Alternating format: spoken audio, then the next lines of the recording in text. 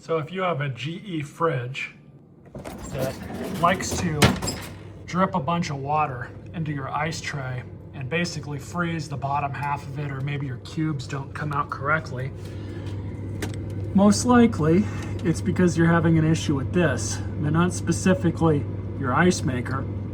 It actually has to do with the valve that's on the back bottom of the fridge. What ends up happening is this valve does not shut off correctly. So it shuts off slow, or it has a delayed or lazy response. And what ends up happening is it overfills your ice cube tray, which puts a bunch of water all into your tray, and it freezes, of course. So the first step, what we're going to do is pull the fridge out so we can actually get to it. But this is what this particular water valve looks like. My fridge does not have the accoutrements on the front to, fill up a water glass or fill up ice or anything like that. It's just strictly a single ice maker that's in the freezer. That's it. But this is all that goes to it. Those other models will have another different style of valve, which will have 2 or sometimes 3 of these outlets here. This is the part number for this particular fridge. How you find the part number for your fridge, at least if it's a GE or Whirlpool unit, just open your fridge up and there it is. It's all up here. Just follow that QR code. That'll take you to the manufacturer's landing page. You can then look at the parts breakdowns and find the exact part you need. So I've gone ahead and pulled my fridge out. The valve is right here. So this whole back panel has to come off. I believe it's 2 or 3 different sizes, ironically enough, for hardware that we're gonna have to pull off of there. Not a big deal. Yours may or may not be different. But before I do that, we'll go ahead and unplug it. And then shut off the water. That's done. Shut off now. Let's get on to the next step. All right, so I'm probably gonna end up speeding through some of this because it's pretty self-explanatory, but on the sides you have 2 5/16 bolts. You have 2 on the other side. You have a 1/4 inch bolt right here. I believe this is another 5/16 over here.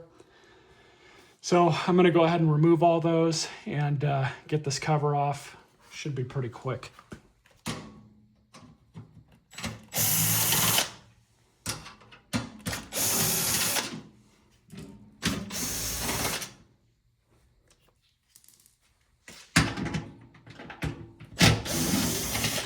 A 1/4 inch.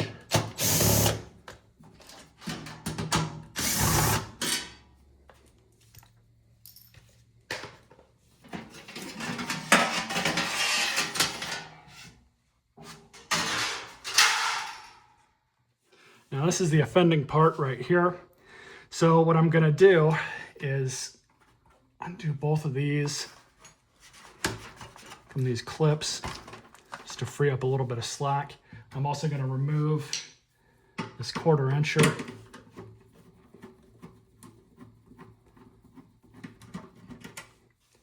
So then we should be able to at least move this thing around a little bit easier.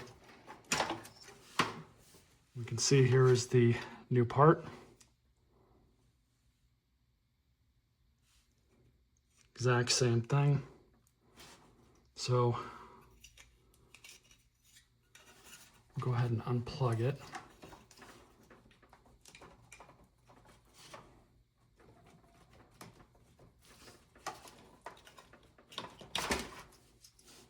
Easy enough.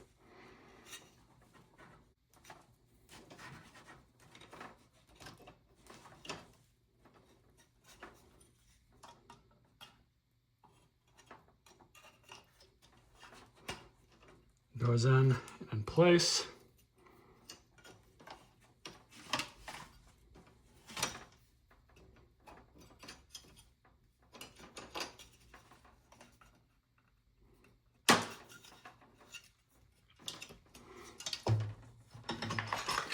Get my handy wrenches out.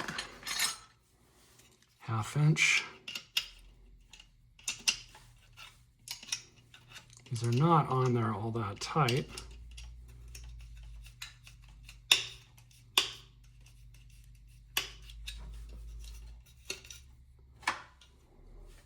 One thing I do want to mention, the red connector, you can see the line down here at the bottom. That goes on the bottom, it does not go on the top.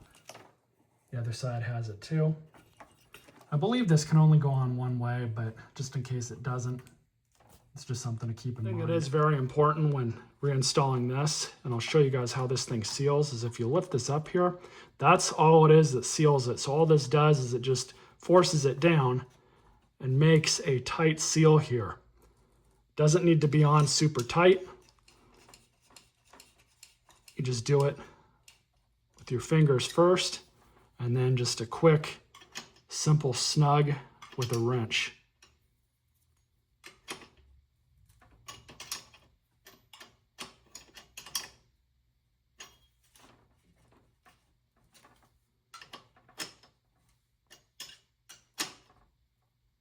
Perfect.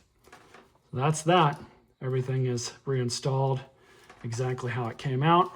Let's go ahead and slide that back up onto the hole there to hold it in place.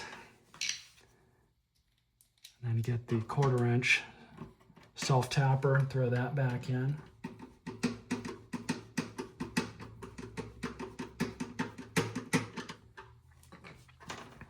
There it is. Now everything is basically the reverse of how it came off. I'm not going to install this back panel on just yet. Right now, I'm going to turn the water back on and just let it run with pressure against it from the water line and see if we get any leaks out of this thing for at least 2 or 3 minutes. Not seeing any leaks. It's been a couple minutes. Everything's nice and dry, so we can go ahead and reinstall it. Now what I did do off camera is I took off this piece of foam here from the old one, stuck it on the new one. I'm guessing that's just to prevent rattling or any sort of noise. So I'm gonna go ahead and plug the fridge back in, turn the ice maker back on, and we'll put this thing back where it's supposed to go and meet you guys at the end of the video. So it's been about 20 minutes or so. I heard it dump some ice. A little bit more than there was. No evidence of drippage at all, so that's good. I also cleaned out this side too. That's why that's a little wet right there. But I'll check it tomorrow morning, see how it does. And before I go to bed tonight, I'll keep an ear out for it, see if I can hear it turn again, and then come over and take a look at it and see if there's any leaking. But I think we'll be all right at this point.